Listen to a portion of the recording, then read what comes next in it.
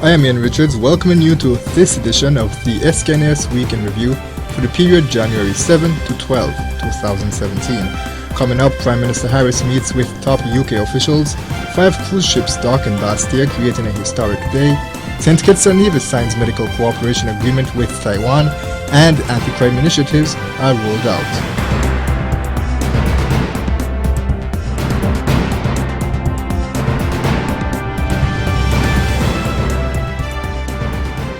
But first, we begin with the Prime Minister's New Year Gala at the St. Kitts Marriott Resort, which was described as a resounding success.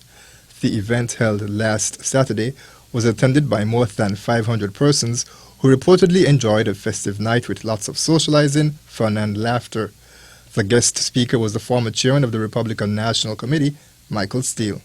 St. Kitts and Nevis signed a cooperation agreement in public health and medical skills with the Republic of China Taiwan on Wednesday.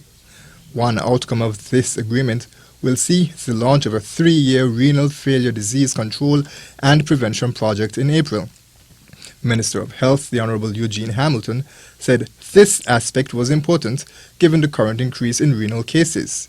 So you have an opportunity, you who are out there, to get checked at the health centers to avoid chronic failure.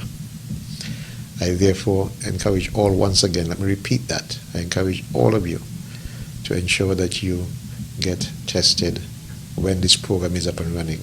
Chief Medical Officer Dr. Hazel Laws welcomed the increased cooperation with Taiwan. I am excited about the scope of this cooperation because it involves training of our health professionals, and in this regard we'll be able to improve the quality of care and quality of the services that we offer to our patients in St. Kitts and Nevis. Prime Minister Dr. The Honorable Timothy Harris welcomed 2 visiting delegations this week. On Tuesday, he met with United Kingdom officials led by Baroness Joyce Annelay, the Minister of State for the Commonwealth and the United Nations. Brexit, the UK's withdrawal from the European Union, human rights and trade were some of the areas discussed. That same day, Prime Minister Harris was visited by His Excellency Dr. Hamad bin Abdul Aziz Al Kawari, who is vying to become the next Director General of UNESCO. Dr. Al Kawari, who is from Qatar, spoke about a meeting with the St. Kitts Investment Promotion Agency and said he encouraged officials to promote the island and its investment opportunities in Qatar. I'm coming to thank the country, the leadership of the Prime Minister Harris. We are here to talk to the officials and to talk to them about our plan, our vision, and to also enjoy this beautiful country. Besides that, it is very important occasion also to talk about the bilateral relations between our country and St. Kitts.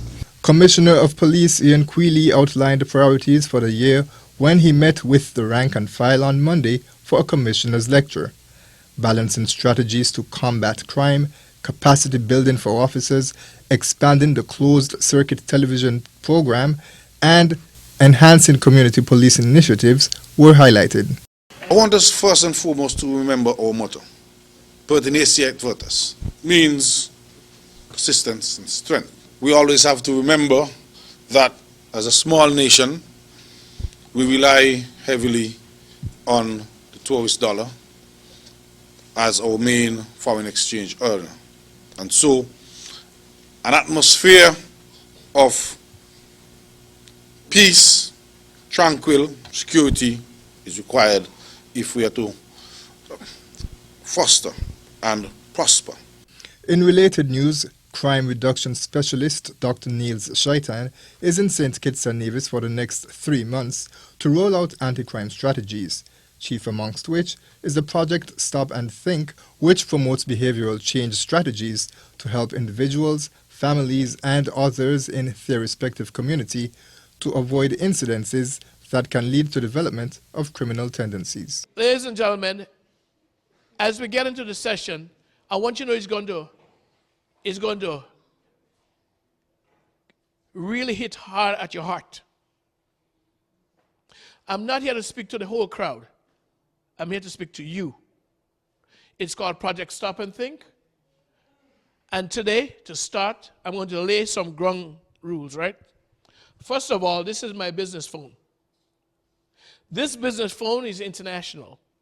That is, I could get a call from Australia right now. These calls that I get could be anywhere between 5,000 to 100,000 US dollars in contracts. I've worked around the world helping young people to change their lives. I'm not a pastor. That's the pastor. I'm not going to be saying, let's go to the book of Genesis. You wouldn't hear it from me, okay? That's the gentleman there. But since I respect you, my book is called Respect Due. I brought 10 copies for your school. Some of you are going to be reading it. A very small book, by the way, so that you don't get bored. You're going to read quickly, right? In the book Respect Due, you don't just respect people. You respect their time. You respect their property. You respect their opinions. And so what I'm going to do, I'm going to shut the phone off. 5 cruise ships, 3 of which were megaships, brought 16,000 passengers to the shores of St. Kitts on Thursday, the first time so many has been in port on the same day. Minister of Tourism Honorable Lindsay Grant said that more than 1.1 million cruise arrivals are expected this year, creating a record. A review of the recently concluded Sugar Mass 45, the advancement of the National Culture Policy, the benefits of joining the St. Kitts and Nevis Creative Industry Registry, and more were highlighted by the Director of the Department of Culture, Troy Mills, as he appeared on this week's Working for You. And that's all for this program of SKNIS Week in Review. I'm Ian Richards. Thank you for viewing.